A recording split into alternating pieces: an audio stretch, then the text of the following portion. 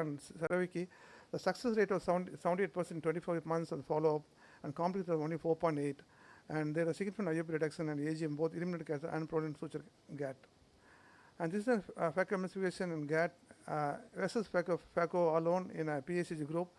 And there the success around 94% in a FACO Gatt and 86.16% in a FACO. But the medication off, only 75% off in a FACO Gatt, only 42.1% medication off in a FACO group alone. And IFEMA and fibrin anti-chamber reactions are more common in a FACO Gatt group. This is one outcome of a combined Gatt and GANESH cyanocolase in the PACG retrospective case series. And they found out that the mean overall post-op IOP in the 2 years was 15.1, and the pre-op post-op medications from 3.5 to 1.1. The most common complication is IFEMA.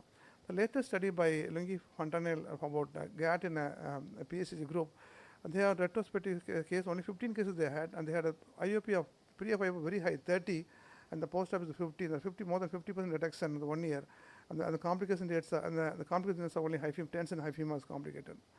Our study in the Indian population showed a significant reduction of IOP from 21.36 to 11.91 within 1 year, and significant reduction of AGM from 2.3 to 0.75, and good surgical rate of 87.1, complete success the most stringent criteria.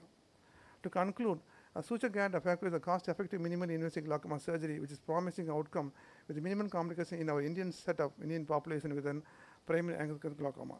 Thank you.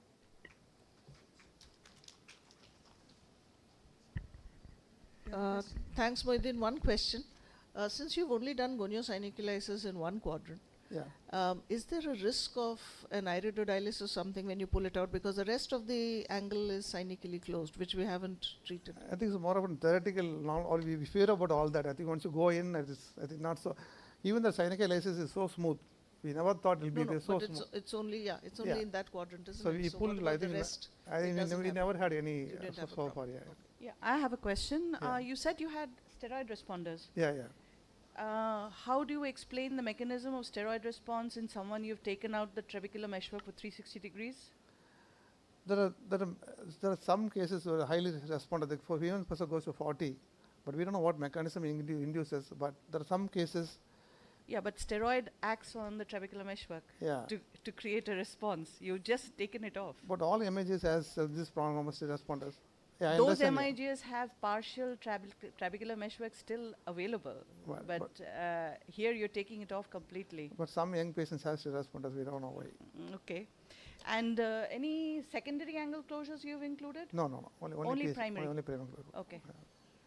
So angle closure, PACG patients who open up post LPI, you didn't consider them? Even the synechiae is there. Only if synechiae is present? Yeah. Okay, that was not there in your inclusion criteria. Thank you.